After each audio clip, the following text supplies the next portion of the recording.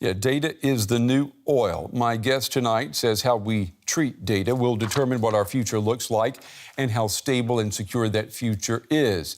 He is currently conducting research for his new book, Solomon's Code, due out later this year. It's been described as a thought-provoking examination of artificial intelligence and how it reshapes human values, trust, and power around the world. Some big ideas there. I'm happy to welcome here to the big table the author of Solomon's Code, Mr. Olaf Groth. Mr. Groth is a global strategy advisor and is CEO of Cambrian.ai, as well as a member, if I got this right, of the Global Expert Network at the World Economic Forum.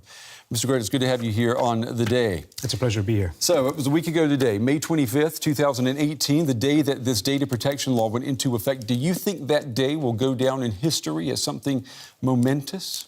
I think it will. I think we are now on the starting block of some very important negotiations between very significant economic powers around the world, namely the European Union, the United States, and China.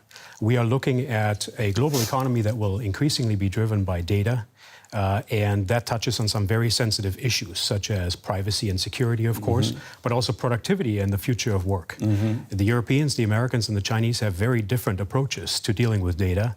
And so now we have a very definitive stance that provokes people on both sides of the Atlantic. Yeah, as a good point you make, there are so many different notions about what data is, how it should be treated, and yet what we're looking at right now on both sides of the Atlantic is a trade war that's over tariffs aimed at steel and aluminum. So we're not talking about data there. It's almost anachronistic, isn't it? It is. Look, it's obviously all about President Trump playing to the base of his voters and making good on his election promises, namely to take a tough stance on globalization and on what has been construed as unfair terms for America in this global regime. So he is addressing the middle of the country, not the two coasts. We essentially have two countries within America, the coasts, the elites that have benefited from globalization, and those people in the middle that feel increasingly set back because their prosperity is not keeping up with globalization. Yeah, I mean, we've heard that time and time again, and I'm sure you've heard that too in the interviews you've been doing for your book. You're in Berlin right now talking to high-level government officials. You've done the same in Washington at the White House. What have you been hearing?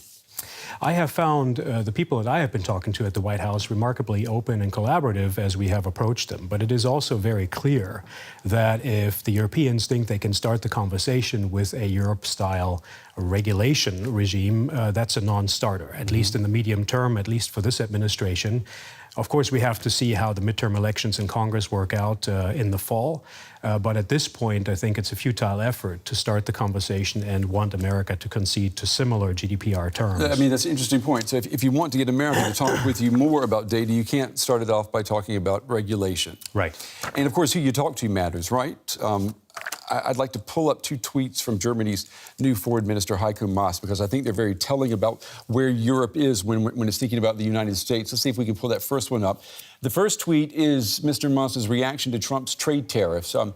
And he writes, "We don't understand and we reject the U.S. decision. The EU is prepared to react accordingly with appropriate countermeasures." Now, the second tweet was posted last week when Maas was in the U.S. Capitol. And take a look at it there. Here we see him in front of the U.S. Capitol building, and he tweeted, "In Washington for talks with our American partners." And what's interesting is he says, America is more than the White House.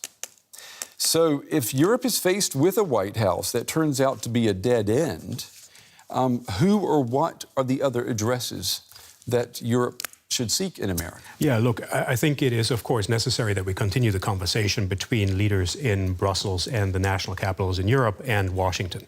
There's no way around that. As partners, we have to keep talking even when we disagree. But it also is important to understand that Congress calls a lot of the shots when it comes to trade and investment policy in America. And Congress could change in the fall. We have to see how that all pans out. I think it is very important for the Europeans, though, to go where people live and to make a contribution there. And that is primarily the states, the cities, and the communities. And there are a lot of people there who have similar concerns to the Europeans when it comes to data protection, but also prosperity and productivity. So Europe could approach this by providing and collaborating with local stakeholders on providing solutions people need. In which areas, though? Are we talking about on the East Coast or in the Midwest? Where are the best addresses, would you think, or where would they find the ears that are most open? Obviously, East and West Coast are very open to working with Europeans. Europe has top-notch scientists and corporations that are very valuable contributors to any innovation partnership.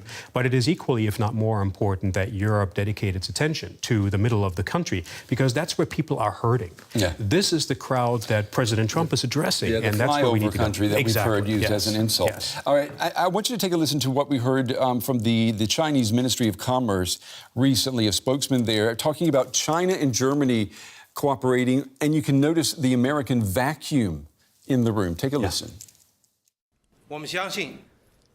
We believe that with the support of the leaders of the two countries, the potential for enhancing mutually beneficial cooperation between China and Germany will be achieved in emerging sectors such as digitalization, new energy cars, artificial intelligence and driverless cars. The space for cooperation is pretty broad. Thank you. So the space for cooperation is broad. I mean, he's saying right there that China sees America's absence as an opportunity to fill. Are you worried about that, particularly when we're talking about data and AI?